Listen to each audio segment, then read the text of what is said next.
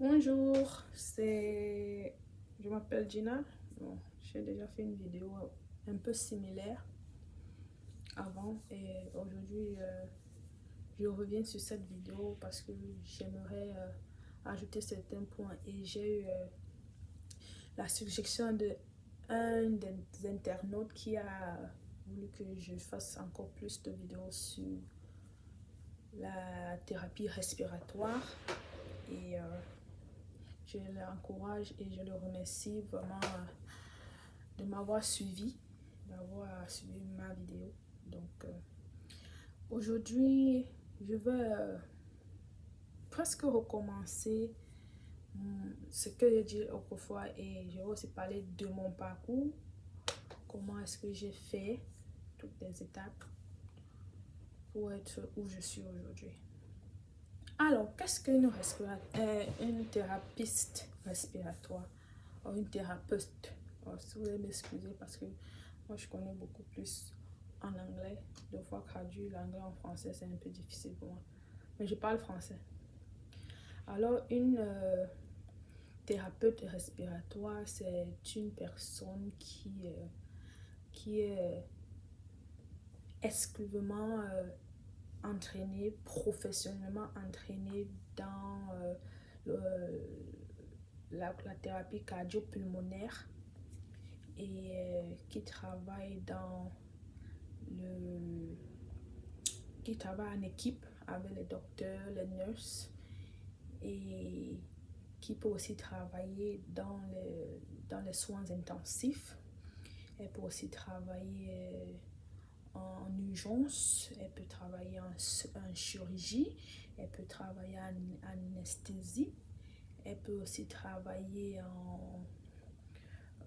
qu'est-ce que je peux encore dire là, en pédiatrie, bon pas en pédiatrie, bon en accouchement, parce que lorsque le bébé sort et que le bébé ne peut pas respirer de lui-même, la thérapeute respiratoire, si c'est comme ça qu'on le dit, la thérapeute respiratoire est là pour aider à s'occuper de ce bébé en aspirant l'eau qui est entrée dans les poumons avec un petit truc.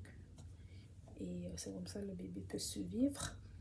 Et autre chose que un thérapeute respiratoire, elle travaille beaucoup avec les gens qui ont aussi l'asthme, les problèmes de respiration, comme les fumeurs. Vous savez que quand on fume, notre cage thoracique devient affecté, les poumons, et si tu ne respires pas bien, c'est que tu es mort. Donc ceux qui ont les problèmes de respiration, qui sont peut-être dus à l'asthme, qui sont dus à, par la cigarette ou par un accident. Deux fois tu as un accident et tu as mal, tu as un choc à la colonne vertébrale qui t'empêche de respirer. Donc on est là pour faire tous ces soins, pour vous apporter de l'aide, afin que vous puissiez respirer de nouveau. C'est un processus, un long processus, ça dépend de comment est-ce que ton cas est grave. Donc en général, pour résumer, une thérapeute respiratoire, c'est une personne professionnellement entraînée qui travaille en collaboration avec des infirmiers, des docteurs pour le bien-être du patient et qui est là pour donner le suivi, parce que des fois après, même quand le patient sort, il y a toujours il peut avoir des complications, mais il faut continuer le traitement, il faut une thérapie pour aider le patient à pouvoir à continuer à respirer de lui-même, parce que parfois il y a les patients qu'on les fait sortir avec l'oxygène et il faut savoir comment pas interpréter, comment continuer la thérapie à la maison, ou ceux qui ils sont à la maison, ils sont sur ventilateur, donc un appareil qui les permet de respirer d'eux-mêmes. Bah, donc, alors, comment est-ce que j'ai fait? Moi, ça n'a pas été facile. Premièrement, quand j'arrive au pays ici, je suis comme toute jeune fille, je suis devant beaucoup de choses. Alors, je m'intègre au collège, comme ça qu'on appelle ici. Je prends des classes et j'ai toujours voulu faire dans la médecine, c'est peut dire médecine, côté santé. Alors, je commence à prendre mes classes en 2014. Ça m'a pris près de 4 ans pour finir. Pourquoi? Parce que je n'avais pas les moyens comme d'autres élèves qui il juste fallait fréquenter. Moi, il me fallait fréquenter, aller au travail. C'est comme ça que je faisais. C'était pas facile. Donc, finalement, je graduate. Je finis. C'est comme ça qu'on dit. Je finis en 2018, je crois. En mai 2018. Avec mon associate degree, qu'on appelle ici associate degree. Je crois que l'équivalence en français, c'est ce qu'ils disent BTS, mais je ne crois pas parce que le BTS, on soutient, mais moi, non, on ne soutient pas. Donc, normalement, c'est 2 ans. Au collège, quand c'est normal, c'est 2 ans. Mais moi, ça m'a fait près de 4 ans pour le finir, pour des conditions qui ne m'étaient pas favorables. Mais je n'ai pas abandonné et j'ai continué. Alors, quand je finis, j'avais, je crois, officiellement 26 ans. Alors, comme au collège, dans mon major, c'était que c'était écrit nursing. Et il me fallait, pour arriver là où je voulais être, parce que mon objectif a toujours été d'être pédiatre. Pédiatre, travailler en pédiatrie avec les enfants. Donc, j'ai cherché une voie et j'ai cherché une filière qui pouvait me faire avoir ma licence et que de là, je pars en phase master. Alors, je commence à regarder dans le nursing. Je regardais dans le nursing et comment le nursing est tellement compétent en Californie. Il fallait prendre un examen d'entrée. Donc, ça m'a pris beaucoup de temps.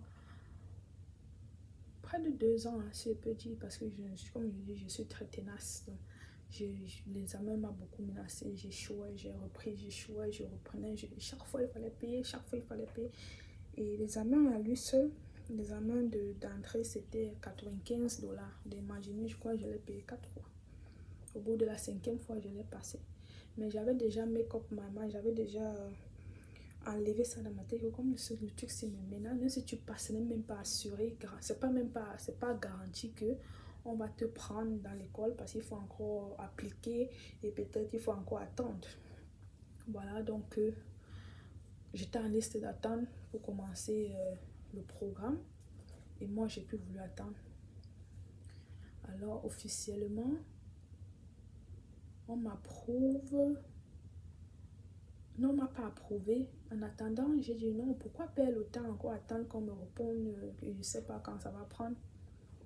J'ai dit ok, je m'en vais prendre la filière de respiratory thérapie, de thérapie respiratoire.